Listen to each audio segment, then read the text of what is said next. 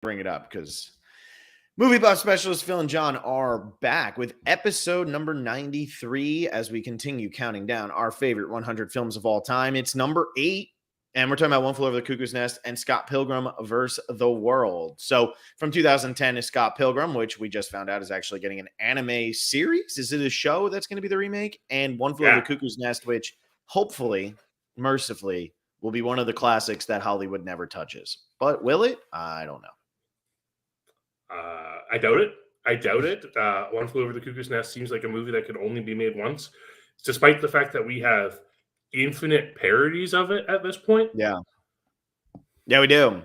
And the other thing with Cuckoo's Nest is like, it's just one of those anti-authoritarian movies, right? Like, it's just one of those, like, look at me. It's so anti, like, establishment and everything that you would think that in 2023, it would be a movie where they would try to make it in some way. But the problem is mental health institutions aren't a focal point in the Americas really anymore. I don't know what it's like in other countries or anything like that, but this was a big deal back in the 60s, 70s, 50s, 80s, even like, and maybe even still today, but not nearly to the extreme. I mean, Ken Kesey, when he wrote this, it was like, I mean, this was a big freaking deal. Something that's also a big deal, John, is guys trying to get the girl and not have the girl be too worried about her exes. So, we're talking about deep themes here today on Movie Buff Specialist. Absolutely.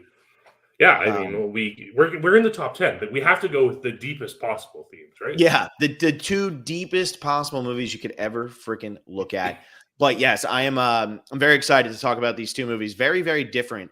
And most excitingly is that I actually watched a third movie this week. So I finally have something to talk about at our in-between phase. But let's talk about Scott Pilgrim versus the World first, because even though it's newer, it still came out 13 years ago now, which kind of blows my mind. And pretty crazy, not that popular of a movie, despite all of the people attached to it, despite the director attached to it. It's not one of those movies that gets brought up all the time. Yeah, I don't know. Maybe it's a little different up here in Canada. We take a lot of pride in Scott Pilgrim because it is a Toronto Canadian movie. Yeah, it has that Canadian connection, and they really lean into the Canada of it all. But no, this even for a movie from Edgar Wright, who is such a popular director, nobody really talks about this movie ever. And like maybe part of that's due to the fact that like the protagonist is a total asshole. Maybe part of that is because it's like a super stylistic movie and it like has a real niche audience that likes it a lot. But I love this movie. And yeah, it might seem out of place when you look at my entire top 10 here, but this movie is the movie I can always put on and just have an incredible smile the entire time because it is so fun.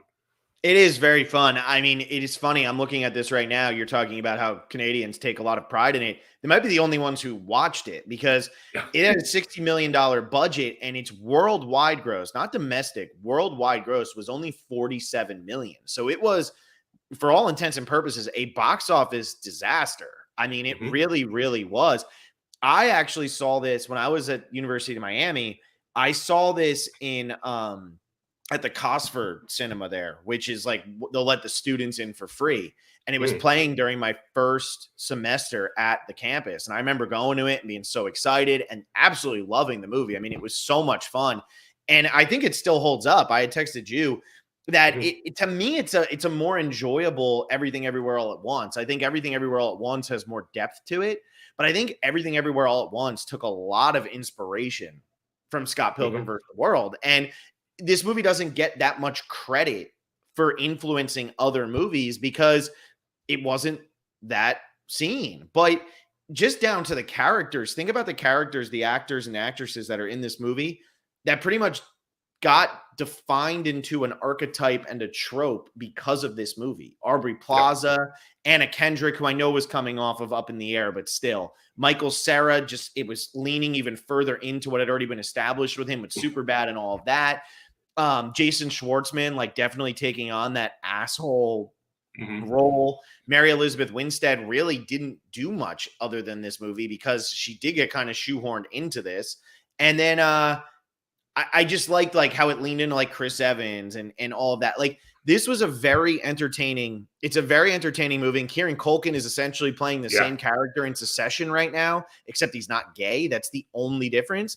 And this is where I always go back to when we talk about movies, and we talk about it all the time. There's dated jokes and stuff in this movie. And you mentioned this with Lost in Translation, where look, it's making fun of this with Japan and things like that. But I do think that movies need to be looked at as what was the era, because I think that movies are like the best time capsule that we have for what was actually happening during a time period, right? Like before 1900, we have no way of really saying, well, this is exactly what it was like. This is what people looked like. This is how they moved. These are the jokes they made. We have plays and things like that. We have novels, but we don't have this. And I think something like Scott Pilgrim versus the World, it's important. And it's important that it is the way it is, because in 2010, look at how different we were talking about things than we are 13 years later. Personally, I think some for better, some for worse. I don't think everything has gotten better in 13 years. And I say that all the time. I think in 13 years, we're all going to look back on 2023 and say, what the hell? But I say that all the time to people, and they're like, no, that won't happen. We're living in this perfect time. Keep reading social media and you'll really believe that. Like, get out of here. Yeah. But I think something like Scott Pilgrim, it shows the gay jokes were so different back in 2010. The opening line about Scott Pilgrim dating a high schooler. Could you get away with such a thing? And I mean, the age is 22 to 17, which is like fine, but could you get away with such a thing now? Or would that immediately turn audiences off to the point where they wouldn't actually make this movie anymore? Jay Burn Aquatic has just been over here blowing up the chat with a bunch of questions about this. And he's talking about how unlikable the characters are. I think this movie is as good as it is because the characters are so unlikable. And I think that's what's important about this movie, is because by the end, he learns self-respect and he gains a heart, whatever the other one is before that. But that's what's important, because it is one of those movies that's so over the top in everybody just being a dick to each other. And it needs to be. And I think it works. I really think this movie holds up a lot better than most people probably think it does. And I really enjoyed it. I really did the second time through. Yeah, I think one of the big things to look at, like, it wasn't a commercial success. But this is a really it's the closest thing we have to a cult movie at this point in the last like 13 years, right? And it came out at that time where, physical media sales were still a thing. I remember purchasing, I have my physical copy that I purchased the day it came out in 2010. I had just watched it twice in theaters that week because it was playing at my university theater as well. And then I bought it and watched it twice more that week because I loved it so much, because it's just so fun. And it has a beat 'em up video game that is considered an absolute classic that's impossible to find. It's getting an anime 13 years later. It is getting an anime with the entire original cast. And these people are way bigger than they were 13 years ago. Yeah. With like the exception of like Michael Cera, who's still just Michael Cera. Everyone else has kind of blown up since then in one way or another. And to get all of them back to voice these characters again is a huge thing. To have Edgar Wright producing it again is a huge thing. There's so much love for this movie from a community that, no, they weren't out going, seeing it in theaters. It also came out in August, if I remember correctly, which is a weird time for a movie like this to come out. Yeah. So like it was like the tail end of blockbuster season, right before we started switching over into like awards season. It was an awkward time for a movie like this to come out. And it's also really appealed to a very niche demographic, in that this movie was made for people like you and I who were just graduating high school, going into university, right? Because that was our generation. And that's the big thing that I think really sticks out with Scott Pilgrim vs. the World. It captures a generation. And the reason why all these characters are assholes to each other is because everyone in that age group is an asshole to each other. Yeah. That's just how you are when you are 22 years old. Yeah. And I think that is something that people have shied away from recently. So Jaburn Aquatic actually put here, he prefers the alternate ending where he ends up with knives. He did in the original comic. So I could have seen that for sure. I actually think him ending up with knives fits better into the movie. I do think that's a knock. I think knives makes more sense than whatever Mary Elizabeth Winstead's name is. But this, I think that we have gotten, I remember when Booksmart came out, and it was essentially the female version of Superbad. And I love Booksmart. I think Booksmart is one of the best coming of age movies to come out in the last 20 years. Like, I love Booksmart. Caitlin Dever and Beanie Feldstein are absolutely amazing. Olivia Wilde's direction is phenomenal. And it's just a fun movie. The music's great. Everything's great. And I feel like that was defining a different part of a generation, right? It's harder to define the generation now. Like when you look, there's a huge point to this. So I'm going to go off on a bunch of tangents and get back, I promise, but buckle up.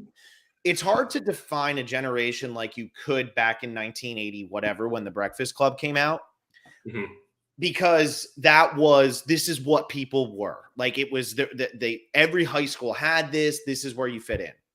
And then you get to something like 2010, and it's a little bit harder to define it, right? Because it's like, we all listen to different music now. There's so many different ways to get music, get movies, get your sports. There's so many different sports. There's so many things you can do. There's different ways of being a nerd. You're no longer just the smart person to be a nerd. You no longer play board games to be a nerd. You might play Dungeons and Dragons, but I would sit around and play Final Fantasy, and I have no interest in Dungeons and Dragons. So where do I fit on that nerd spectrum? Do you know what I mean?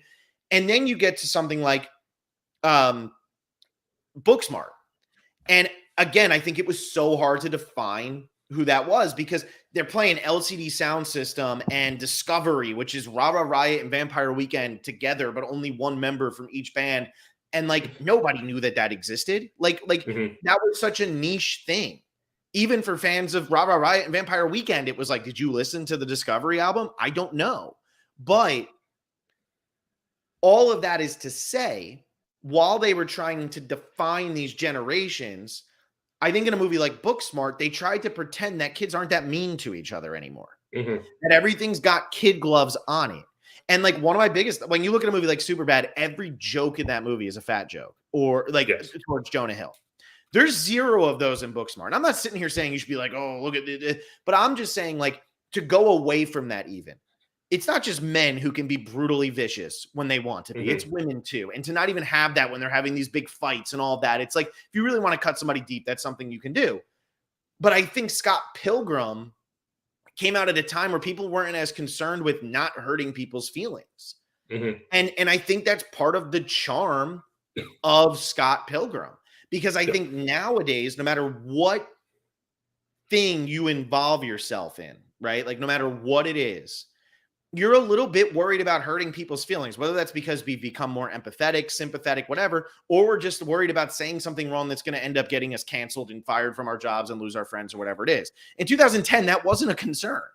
It absolutely wasn't a concern. So I think that's kind of like the defining thing about this movie. And if you're looking like, what era was this? This was an era where people really didn't give a shit, but it was still classier. It was still more intelligent than the raunchy comedies that were coming out in the 80s and 90s. And I think that's where Scott Pilgrim, like you were saying, defining a generation, it really nailed where we were at in 2010 as a culture. We could still be mean to each other and not worry that our lives are going to be over for being mean to somebody. We could still make jokes about like inappropriate sexual relation jokes between a like 22-year-old and a 17-year-old. Like, you could still do that kind of stuff. And I think Scott Pilgrim did it in a way that is still very funny 13 years ago. Yeah, I think that's what it comes down to. Is like, there was a point where I started writing down who I thought the best character in the movie was as I was watching it this time. And we get to Kim. I love Kim. Kim is a fantastic character. Like, Kim's the best character in this movie. And then like the next scene, it's Wallace. And it's like, maybe Wallace is the best character in this movie. And then you get like Anna Kendrick's character, Stacy, who is like this perfect side character who's just like there for a moment, then gone. You have Audrey Plaza's Julie, who is just absolutely hilarious. And every character has merits for being the best character. Steven Stills pees his pants at one point in this movie. And it's like hilarious. But it's such a small part of this movie that you don't even think about it when you reflect on the movie. It's bizarre how these characters all fit together. But yes, they're taken from a source material, but they were also just cast so perfectly. And like that, I think if there's any casting change in this entire movie, it ruins the chemistry of the movie. Because these people just play off each other so well. The typecasting was perfect, right? And all of these actors got typecast after this movie. Yep. All of them. I mean, you look at anything that Aubrey Plaza has done. I mean, that is literally her role. Look at anything Kieran Culkin has done. That is literally his role. And Anna Kendrick, that's why she can't get a job now.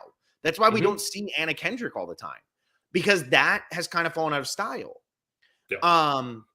But I find this to be just, it's brilliantly cut down to Brie Larson playing Envy. Like Brie Larson as Envy is such a great one.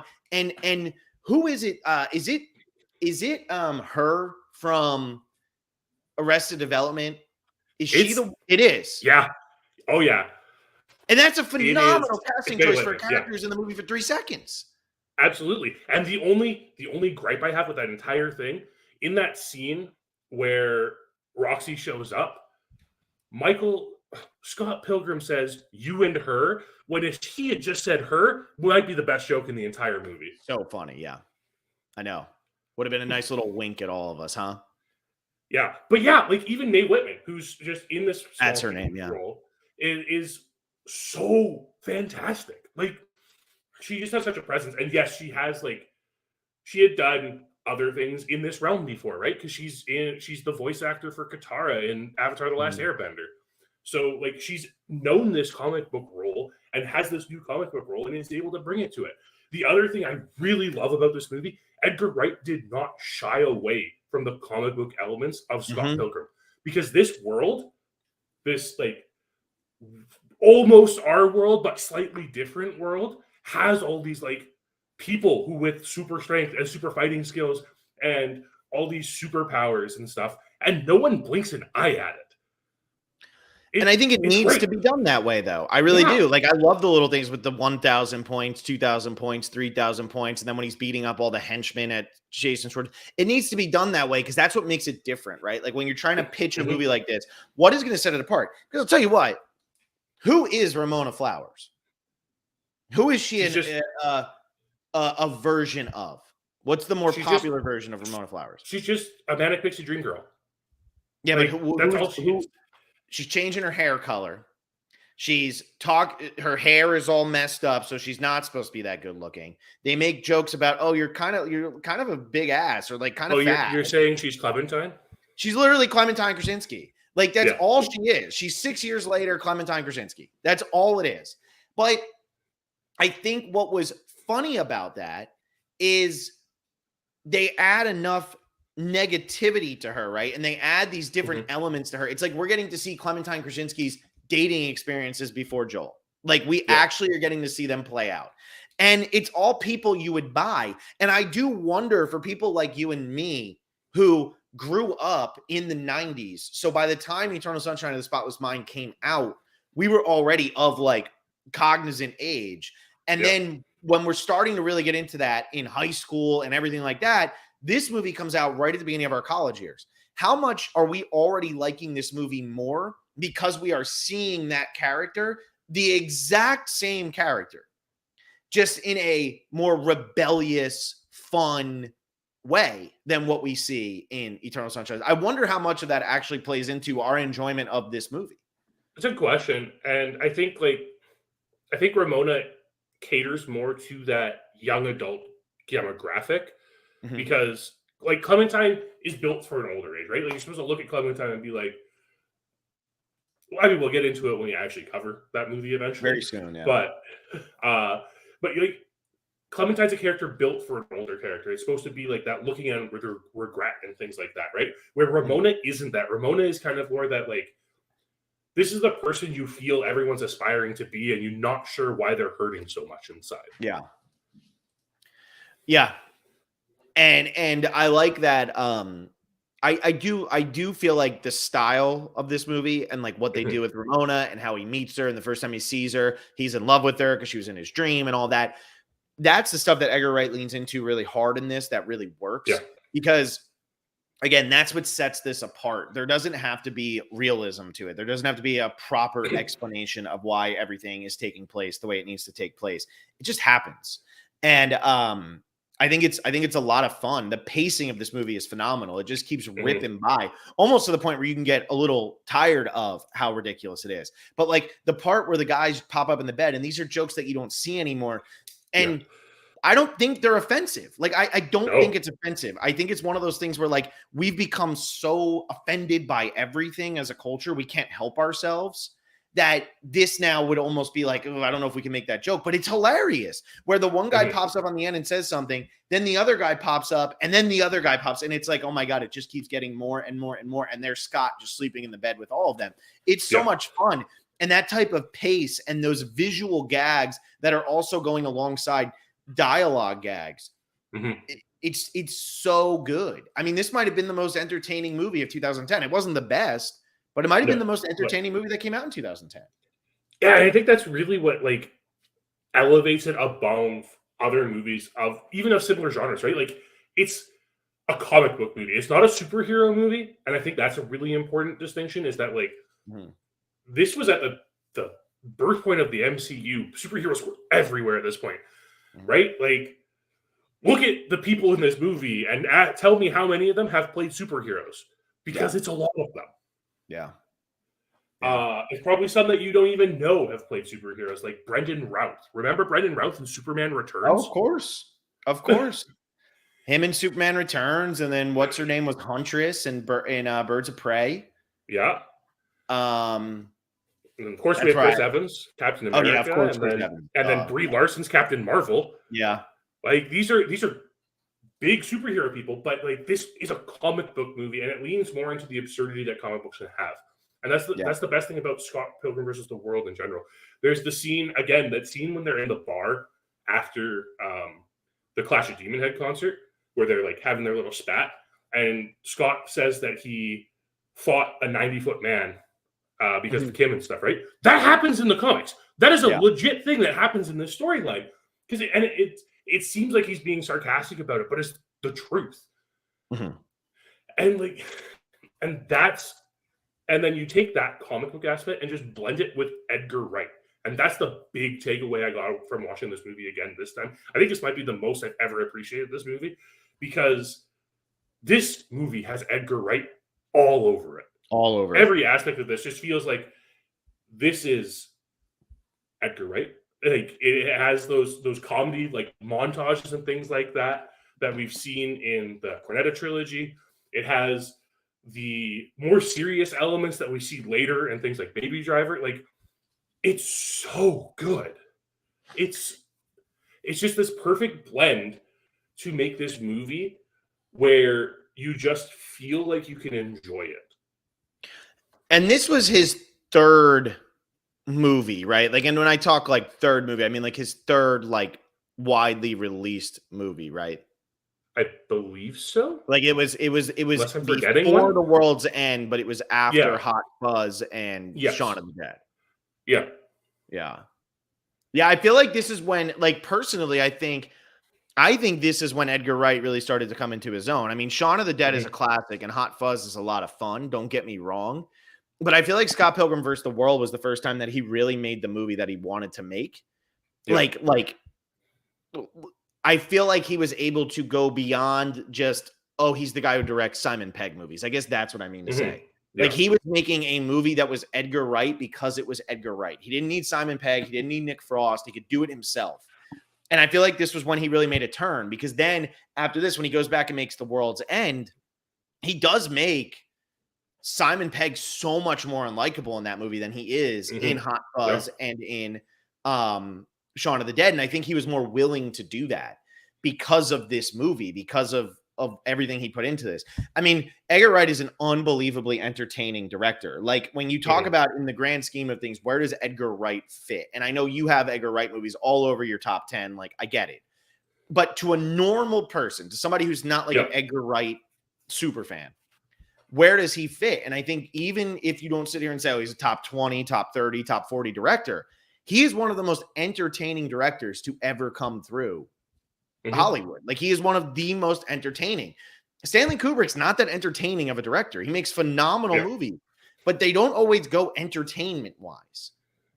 But Edgar Wright just makes flat out fun movies. And they're so much more interesting and entertaining than a lot of the crap that we see nowadays that's coming out as like, this is your blockbuster, this is entertaining. And that's what I always laugh about, because people are like, well, you just hate the Marvel movies because you're pretentious and you only like movies like One Flew Over the Cuckoo's Nest and stuff like that. And it's like, no, I like entertaining movies. I like those popcorn flicks. I just want to like sit back and enjoy myself. I have Nobody on Blu-ray and I bought it as soon as it came out because I freaking love that movie.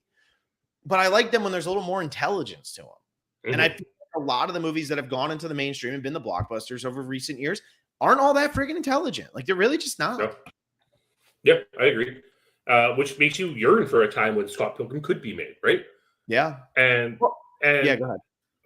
I don't want to stop talking about this movie before we talk about the music in it, because it's so pivotal to the identity of this movie. And it's part of the appeal I have for this movie, because like, this is my type of music. This is literally the types of music I listen to. I saw Metric the year this movie came out. Too. Yeah. Yeah. Like, I saw them. They opened with Black Sheep and it was an incredible moment. Like, what a great show. But this music by Nigel Godrich is incredible. And like, anyone who doesn't know who Nigel Godrich is, he's the producer behind Radiohead. And you can tell because there are Radiohead things all over this movie. It's Radiohead and Beck. That's the whole thing. Yeah, because this is Radiohead and Beck. And you can't complain when like those are the geniuses making the music in this movie. And it's really funny because I watched this with a friend once and I was like, yeah, this music's great. And she tells me, no, that music sucked. All the music sucked. And I sat there and I thought about it. It's like, yeah, that's because you're being told the music sucks the entire time you're in the movie. But if you just sit down and listen to the music, it's incredible. But it does also make you wonder, like, if you don't like this type of music, you probably don't like this movie very much. Yeah. Guess what else Beck does music for? Lots of things. Eternal Sunshine of the Spotless Mind. Okay, moving to the next. Beck does, yeah. He does the song when Joel's driving in his car after, like, when the credits roll 20 minutes into the movie. It's Beck. Very similar to the Ramona song. I'm pretty sure Radiohead has a connection to that movie as well. We'll have to find this. I'm telling you, man. I'm pretty sure the music video for Knives Out is like a reference to Eternal Sunshine, if I remember correctly. Well, last thing I want to talk about to make sure we get in. Can we just go back to ripping apart vegans? Like, can we just go back to this? I mean, like, I forgot. So I remembered a lot of this movie because I think it's just one of those visceral experiences that even when you haven't seen it in 13 years, it resonates. I totally forgot about the vegan scene. And I got to be honest, still one of the funniest scenes of all time. Still one of the best put together. Because I think what people might not realize, like, I don't know how old a lot of our listeners are. Vegan wasn't really a thing in the early 2000s and late 90s and stuff. Like, if you were vegan, you didn't tell people about it. But around this time, if you were vegan, not only did you tell everybody about it, you preached to everybody about it. You were saving the planet. You were saving them. Like, every person who's ever been vegan has told me that I'm a better person because they're vegan. Like, my life is better because they're vegan. And I just sit there and I'm like, that's stupid, because my life's good because I eat meat and I eat cheese and I eat eggs. Like, sorry, but that's what I do. And like in 2010, 2011, 2012, 2013, it was just like, if you were vegan, not like, you would be sitting there and I'd be like, hey, John, did you go to the movies this weekend? And if you were vegan, you'd be like, yeah, I'm vegan. Why'd you ask? Like, well, I didn't, but thanks. Like, that's how ridiculous it was. And I love how much this leans into it with Thomas Jane. And who's the other guy who pops in with him? What's the actor? Clifton Collins Jr. Okay. I made sure to write down his name because I couldn't remember it. But both of them also uncredited in this movie. Uncredited. it's such a great cameo.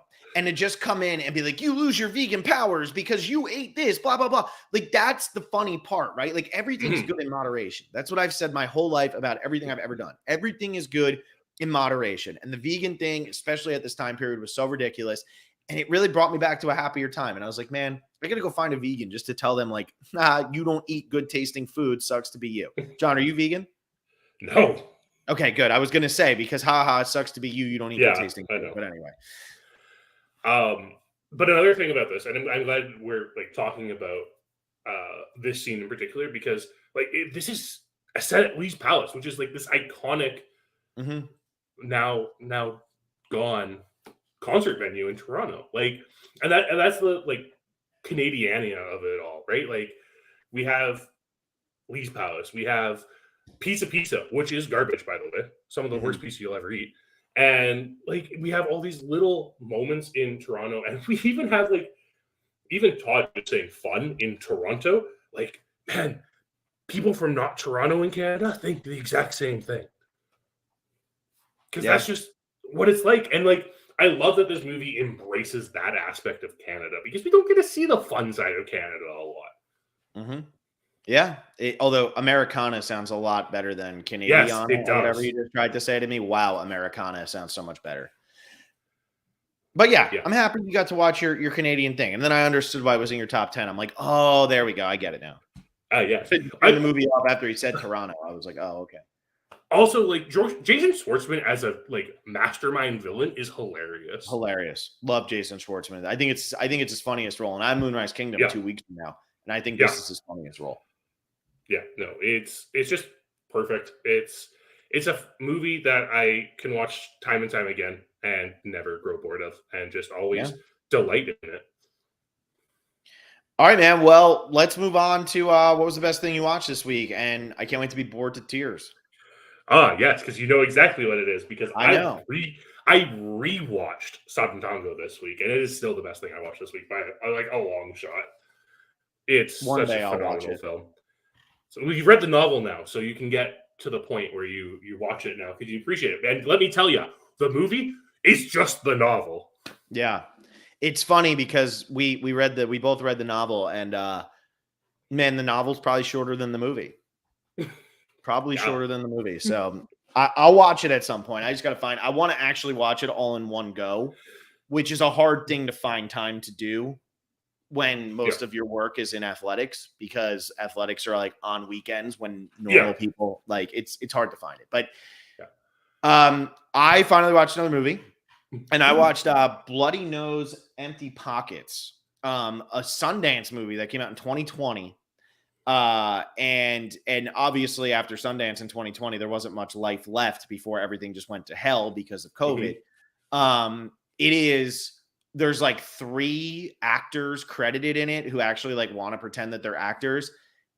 It's all just locals. It is it's a very good movie. It's very interesting to watch because it's like Clerks, essentially. Okay. And it's just set in a bar the day before the election of 2016, even though they barely mentioned Trump or Hillary. But it's set in a bar before that, and this bar is its final day being open. And it's just all the people who frequent the bar coming in and out. I don't know if there was a script for the movie or not.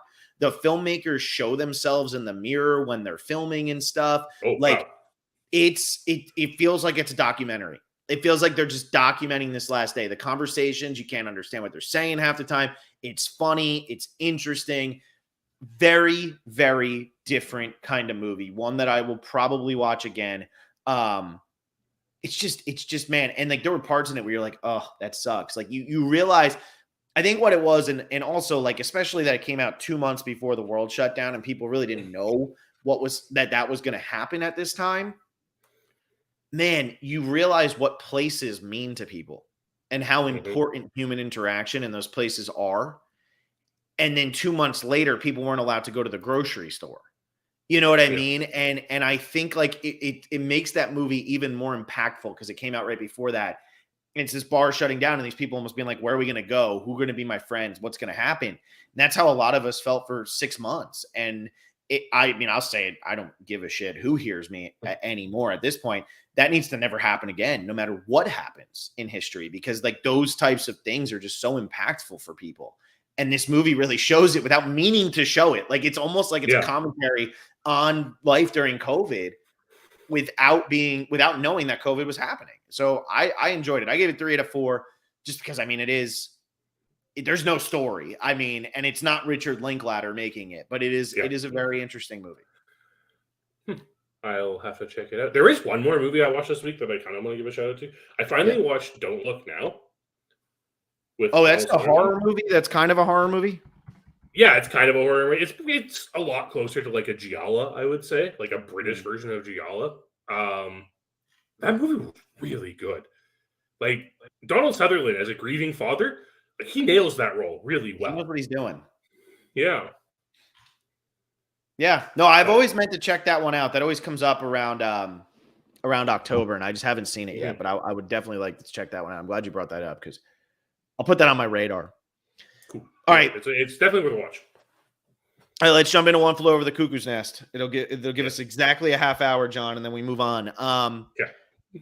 So One Flew Over the Cuckoo's Nest is a movie that has bounced around my top 10 over and over. It's been at as high as 3. It's moved to 5. It's moved to 8. I think I had it at 10 one time. Like, this is like a movie that I saw this when I was in high school. I think I'd seen it before high school, but, you know, obviously, like, my dad would show me movies mainly because he wanted to watch the movie. And he was like, you can watch this. Just put your head down do we even see boobs in this movie? I don't think we do. But anyway, it was always one of those movies that I just found so damn entertaining because it's showing this world that we always see in such a horror light. We never see this in a realistic light, I think. And I don't know how to put that any more delicately than that. But Jack Nicholson's performance in this is great. Louise Fletcher does so much with her face in this movie. It is insane. She barely talks in this movie. She is one of the biggest villains of all time. She is horrible, but she barely does anything. Brad Dourif freaking blows this movie out of the water. Danny DeVito is unrecognizable. Christopher Lloyd, his first movie ever, 37 years old. This was his first movie ever. 10 years later, he would be Doc Brown. That's crazy. But I just loved this movie, and I loved the message of this movie, which is it's such a lost people kind of thing, right? Like the scene where you find out that most of them are voluntary, and Jack Nicholson's like, what are you all doing? That's why are you here? Go out there, be crazy, do what you're supposed to do. You're not killing people. You're not doing this.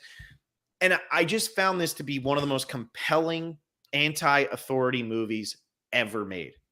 And I say it all the time because 2023 is an interesting year, right? 2022 is an interesting year. 2021 was an interesting. Pretty much every year since midway through Obama's second term has been an interesting year in America. Like, I think that's just a fair way to put it. I think so many people try to make anti-authority movies. Like, look at us. We're standing up to the man. We're going to show people blah, blah, blah. Nobody has ever done it like Milos Forman does in this movie. To me, this movie just nails there's a problem in society. The people who are trying to take care of that problem are not qualified for it. Mm-hmm. The rest of society doesn't care. And now these people are just walking dead, essentially, until somebody comes in and changes it all up. R.P. McMurphy, man, for as messed up and bad of a guy as he is, I'd run through a brick wall for him, John. I'd run through a brick damn wall. I would pick up the sink and throw it through the window and run to Canada for him. And you know how I feel about Canada, John. I do. Yeah. Anyway, go ahead. This was my first time watching this movie. Now Phil can stop making fun of me for never watching this movie. There's plenty of others I can make fun of. I know. But it was such an interesting first watch because you always hear about One Flew Over the Cuckoo's Nest. You always hear what it's about. You hear it's about life in a mental institute. You hear that, Louise Fletcher gives one of the best villain performances ever in a movie. You create a lot of expectations for the movie when you do that. Mm-hmm. This was nothing like I expected it to be.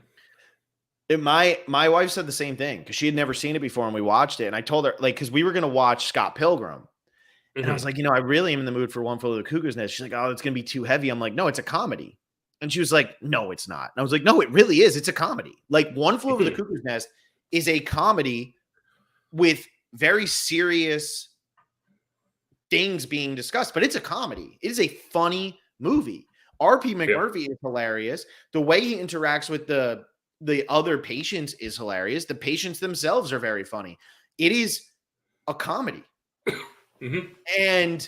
But it hits on the heavy things that it needs to hit on. It hits on the mental illness of a lot of people. And I mean, Ken Kesey is the ultimate counterculture guy. Him and Hunter S. Thompson, like, they're like the two most famous of the counterculture revolution or whatever. But I mean, he managed to make a movie in a mental institution for 95% of it so unbelievably entertaining. And that's One Flew Over the Cuckoo's Nest is where it is. Every time people talk about one of the greatest movies of all time, it always comes up. It always comes up. This is one of those movies from the 70s, other than The Godfather, that comes up every single time. It just does. It's just I don't know. It's because he managed to not make it too serious, because R.P. McMurphy's a crazy person. Yeah, I mean, that's what really what it comes down to is, like, this movie, it has a lot of levity for the serious topics that it's dealing with. And I think the balance here is so hard to get. And especially, like, when you consider the fact that Nurse Ratched is considered one of the greatest villains of all time. Like, one of the greatest film villains of all time. She's barely in this, but she's so sinister. Yeah. Like, it's those little things, like when they have the second vote for the World Series. And she's like, she has them casting their votes knowing that they can't get a majority. It's like these little evil things that she does. It's the fact that she's the only person at the board meeting that's like, nah, we should keep him here. And, like, essentially condemns him to death by saying that. Yep. Like, it's astonishing how such a small role can leave such a huge impact on a film. Yeah, I don't know how many minutes Louise Fletcher is in this, but I would bet it competes with Anthony Hopkins for least ever by a best leading role Oscar winner. But she's horrible. She's absolutely horrible. Because even though we don't actually see, the funny thing is we don't actually see her do that much in this movie that's horrible. But it's that she knows everybody's weaknesses because she has it. And Jack Nicholson says she likes to play with a loaded deck, if you know what I mean. She loves to play with a loaded deck. She likes to be able to manipulate you, and she knows she has all the power in every situation. When she's yelling at what's his name to sit down because he wants his cigarettes, and the scenes with Martini and all that, and they're all so terrified of her. It is one of those movies that is literally take this out of a mental institution, right? How do we feel about the government? We're scared of it. How do we feel about authority figures just anywhere in our life? We're scared of them. And then all of a sudden you get this one person who's like, who cares? Like, why are you so scared of this? Like, why can't you see this? And then the authority figures start to say, we don't like that you're changing the narrative. We don't like that you're opening their eyes to the bullshit. I mean, it's something we, again, 48 years later, and I always say these movies that last, that's the important thing, right? 48 years later, tell me that this movie is not still relevant today. No matter what side of the political spectrum you're on, One Flew Over the Cuckoo's Nest resonates with you because you're sitting there thinking you're R.P. McMurphy and you're trying to wake up whatever other side to how do you not see the idiocy of what they're telling you. Cuckoo's Nest is brilliant. Yeah, it is. And I mean, there's so much to it. The decisions that Milos Forman makes in his direction here, absolutely incredible. I think one of the most powerful scenes that's probably going to stick with me for a long time is actually right after that vote, and RP McMurphy sits down and starts commentating the game. Mm-hmm. Not even that like is going to stick with me. It's the shot of Fletcher or of Louise Fletcher there. Mm-hmm. The look on her face of, oh no, this man's going to be trouble. He got him. Yep. Oh, it's so incredible. It's just like, I mean, there's a reason she won Best Actress for this film, right? Because that look right there tells you everything you need to know. It tells you, like, you already had your suspicions of Nurse Ratched and how she operated. This tells you absolutely everything you need to know. She loves power, and she will stop it. She will not let anything get in the way of her having it. Mm-hmm. She's a horrible person. Now, John, speaking of Milos Forman's great choices, do you know who? I read the novel, which I'm assuming you haven't. I have not. Okay. Do you know the point of view of the novel? Is it Nurse Ratched? No. It is Chief. Chief, interesting. So the whole novel is from the point of view of Chief. And Milos Forman made the decision to not let you know that Chief was way more intelligent than he is until the juicy fruit scene. Because in the novel, Chief is talking about how he knows that, you know, everybody thinks he's deaf and dumb and he just plays his role and sweeps the floor and that's the best way to get through. And then until RP McMurphy shows up. The whole thing is from Chief's point of view. The brilliance of the decision to not make it from Chief's point of view, but to let you know that this is Chief's movie from the opening shot of the movie. How does he let you know that? The music. Opening shot? It's the music in the opening shot of the movie. The music in the opening shot of the movie is very much like indigenous, like sounds and the drums and the horn and all that. And it's the same music that plays at the end when he throws the sink through the window and runs off towards Canada. Right. So he when you watch it again, you're like, oh yeah, like this is Chief's movie. It's RP McMurphy. He's your through line, but it's Chief's movie. It's Chief's movie because of that. And that's just such a great decision because it lets the people know who read the book.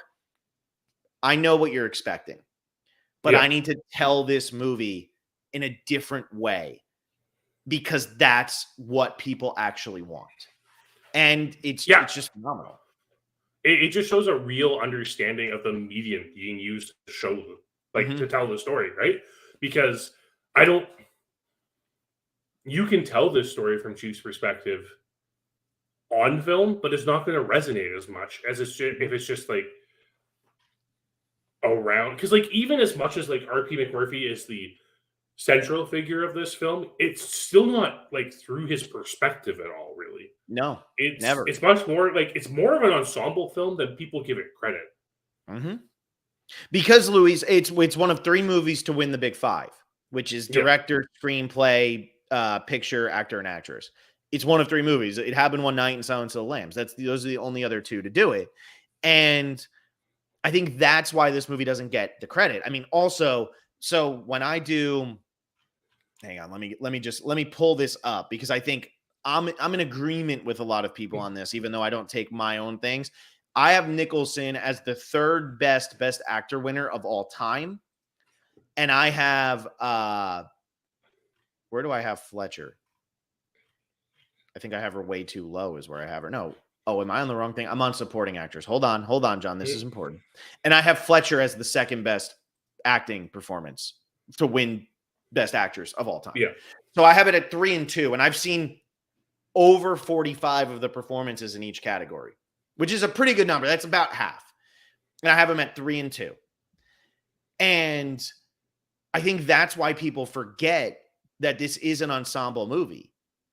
We see a lot of Martini and it's William Redfield. I forget what his name is in the movie, but we see a lot of them. We see a lot of Christopher Lloyd. We see a lot of Billy Bibbit. They're all over this movie because without them, we don't get the impact that Jack Nicholson is actually having on anybody. We need them to be as vital as they are to the movie, and they all are, and they're all so incredibly well done. Every single one of them. Yeah. You know, you got to stick up your ass with the one guy, Billy Bibbit, scared about the girl. They're all so perfectly done, and they're all so different. And I just love Christopher Lloyd. I'll bet a buck. Yeah. I'll bet a buck. And Danny DeVito not understanding, be like, a dime. I bet a dime. That's not a dime. That's nothing. This is shit. I agree with you. People do not give this movie enough credit for being as much of an ensemble as it really is. Yeah. Well, I mean, I think without the ensemble approach, that key moment where Mac figures out that, you know, he's the only one who can't leave the place doesn't hit. No, especially because we do see everybody else struggling so much more with actual mental illness than him. Yeah. So you think, okay, like if he's stuck there, they all must be stuck there. But none of them have actually committed crimes, right? Like I think that's the one thing that's coming across. There's a couple of them who have, but most of them haven't actually committed crimes. They're in there because they're worried about harming themselves or their family members, or they're just struggling. And I mean, we see that a lot with mental institutions. Yeah. It's much more popular now than it was back in the 60s and 70s when the book was written and when the movie was made. But it is something that we see a lot nowadays. It's not as stigmatized as it was. But he just can't believe it. Like, what are you guys giving up your freedom for? I would give anything to be free. And one of the best scenes of the movie is when they break out and they go steal the boat. And Candy goes, but you're going to get in so much trouble. No, we're not. We're crazy. They can't do anything to him because they think he's mentally ill. So they have to, like, they give him the electroshock therapy and everything like that, but they can't do anything to him. No. And like, that's what makes Max such a great character, is that he feels, for the entire first half of this movie, he feels in control of everything that's going on. He's clearly like more cognizant than everyone else there. He can go toe to toe with Ratchet and, like, you know, work his way around things. And they tell you right away that, like, you should be expecting this, because the first scene we see with Mac is them asking why he's there in the first place. Yeah. And, like, clearly it's never, like, straight up said. Clearly he intentionally got to this point. Yeah. He was intending to get here because he knew it would be easier. He thought it would be easier than prison. Yeah. I think that's a great premise, right? Like, he thought it was going to be easier, and he didn't realize what he was actually doing to himself. No, he didn't realize he was relinquishing his power. And, like, that's what we see in that scene where he's discussing, you know, how many more days he has left, right? And then it's like, no, that's prison. Like, that's not how this works here. And we see them talking about, like, whether or not he goes to the work farm or whatever. And we now as an audience know, oh, he is stuck here. Like, this is more of a prison for him than prison ever would be, because he may never be allowed to leave.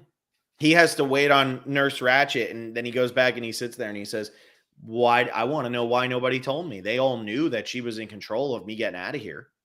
They all knew. Yeah. Why didn't they tell me? And what I think is fascinating about this too, right? He's a petty thief. He's a petty crook. Like, he's not an actual danger. He just keeps committing crimes. He's a Korean War vet, which they don't really get into in the movie, but in the book they do.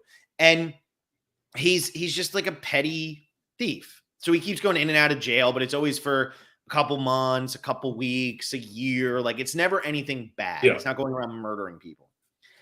And it's almost like he realized at the end, well, if we just leave, then we just leave. They're not like, what are they going to do? We're going to go to Canada. They're not really going to care that I'm gone and I'm in Canada. They're not going to give a crap. So that's where he's going to go. And I think that, like, he's smart enough to know all of that, right? Like, Mac is such a smart character. And it's not just because he's around people who aren't smart, because I think a lot of the characters around him are also smart. It's Harding. That's William Redfield's name. But it's Harding.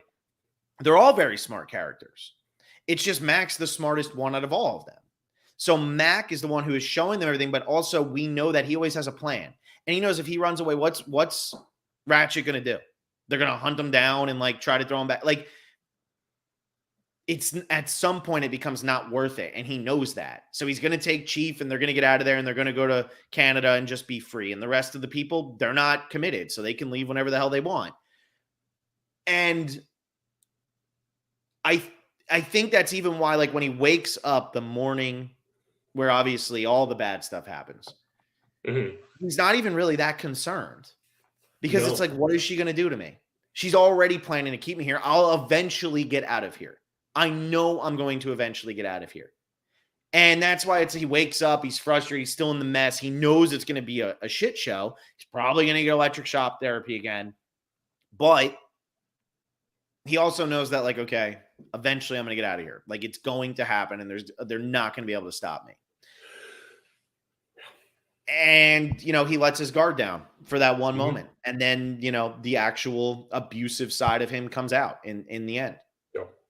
I mean, how brilliant is it that they have him wake up under the open window in that scene? Like, it's just so perfectly crafted that he could escape if he wanted to, but he decided not to. Yep. And then everything goes downhill. Like, he had his opportunity and he didn't take it. Yep. It's brutal. And then it all leads to the most villainous moment of the entire movie, which is Billy Bibbit, sleeping with Candy, comes out. All the guys are cheering him on, whatever, blah, blah, blah, no big deal. And she brings up his mother. And we hear this earlier in the movie. And we know that this is an issue for Billy. And this scene is what elevates Nurse Ratched from, like, one of the top 100 villains of all time in film history to, like, one of the top 5 or 10 villains of all time in film history. Because she knows what it is, and she's supposed to be helping them. She is supposed to be helping. And she knows why this guy was that the first time you tried to kill yourself. Yeah, it was. And, you know, we hear that earlier in the movie. And she uses that against him at a moment of weakness to absolutely devastate him and push him to suicide. And that's why she is one of the all-time villains. And McMurphy can't take it anymore. And McMurphy, who we've heard earlier, beats people up. He's always, you know, assault, this, that, whatever. His anger, we know, is an issue. And we see that coming out in different ways. And he's getting frustrated. And finally he says, you know what? I'm just going to kill you because you killed him. And it's actually an unbelievable. Who would think that a scene with a man wrapping his hands around a woman's throat and trying to murder her would actually be an unbelievably heroic scene? And I think that is what is so impressive about the way Foreman crafted this movie. Is he made it so that in that moment, this guy who is a criminal, who was trying to take advantage of the system, who was, you know, who has done some obnoxious things throughout the movie, we're rooting for him because of what this evil person just did. And after he dies, Billy Bibbit dies, and after they get Jack Nicholson, and then, you know, you hear all the rumors about him, whatever, and they give him a lobotomy, which is like, it's just crazy what they used to do in mental health back in the day, with electroshock therapy and lobotomies and all that stuff. People get lobotomies because they have brain cancer and they're having seizures or something. You don't get a lobotomy because you're angry. So they give him a lobotomy, essentially turning him into a vegetable. He'll never be whatever he was. And it's awakened it in Chief, right, to go and escape. But before that, before we even know he got the lobotomy, we see the influence he's had. Billy Bibbit is dead. We don't know where, but what these guys are playing. And how is Harding talking? The guy who was butting heads when they're on the boat, it's doctor this, doctor this, doctor this, Mr. Harding, doctor this, doctor this, doctor this. It's a great joke. Harding is talking like R.P. McMurphy. He's taking bets like R.P. McMurphy. We see them talking amongst each other the way R.P. McMurphy would. He's influenced all of them. And we see Nurse Ratched with the neck brace on doing her thing, right? Like, it's brilliant. And we know all of that. And that would have been enough, right? That would have been enough, even if we never saw what happened to Jack Nicholson. But to end it with Jack Nicholson comes in with a lobotomy, Chief kills him because he knows he has to. What is it? You're a wild bird. You should have been free. And then he goes and he escapes. And the last shot is him just running until you can't see him anymore in the darkness. I mean, it's one of the most powerful endings in film. Like, I love the ending of this movie. It just, I don't know. It hits me on so many different levels, right across the board. Yeah, and I think it hits harder because of the humor that we've been talking about that this movie presents, because it gets incredibly serious in this last 20 minutes of this movie. Uh-huh. Like, yes, there's always a bit of tension there as you're like learning and you're like, oh no, what's Matt going to do to get out and everything like that. But like, this movie gets really real in the last 20 minutes and it gets like, it gets scary. And that is where a lot of the misconceptions of what this movie is about comes from, in my opinion. Like, people, when they talk about this movie, they talk about kind of the last 20 minutes of it as if that's the entire movie. And that's why people like your wife are going in thinking it's going to be a super heavy movie when it's actually quite comedic for the entire run. Yeah, it is. It's very funny until then. I mean, even the scene after the choking is kind of funny when you see Harding talking like that and doing all that. I mean, it's very entertaining. It is comedic. And, you know, they ended on such a heavy note, but also, if you're going by the Shakespearean definition of a comedy, this is a comedy at the end because Chief gets away. Chief survives. Everybody lives, right? It's the guy died to have to create a better world for everybody. It's a happy ending, right? The Shakespearean definition of comedy is happy ending. It's a happy ending. And McMurphy obviously doesn't go out happy, but also I think there's because he's killed by Chief, he's free. That's very true. I think that's in there. Yeah, I agree. It's a well-crafted movie. It is a very well-crafted movie, a very well-performed movie. I'm honestly surprised it took me so long to actually get around to it. I am too. Also, didn't mention Cheswick, like almost this entire thing. The guy who plays Cheswick is phenomenal. I forget who it is. Who is it? Sidney Lasik. Freaking great performance. Just a great performance from him in this movie. He was in Man on the Moon and Carrie and a couple other things too, but all Milos Forman did Man on the Moon. So just a great performance. But I'm ending this the way it should be ended. Okay. Yeah. And that is Billy Bibbit is a phenomenal character, and Brad Dourif's performance in this is one of the all-time greats. One of the all-time greats. He didn't win the Oscar because George Burns was 80 and did the Sunshine Boys, and they wanted to give him an award. And this was Brad Dourif's first movie. It was his first movie. And unfortunately for him, he never became a leading man because nobody thought he actually had it in him. They thought he could only be a side character. He was a good-looking guy. It wasn't that he was bad-looking.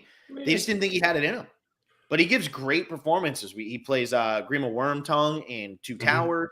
He plays the Doctor in Deadwood, which is a phenomenal performance. He's phenomenal in Mississippi Burning, which is the Gene Hackman movie. Yeah.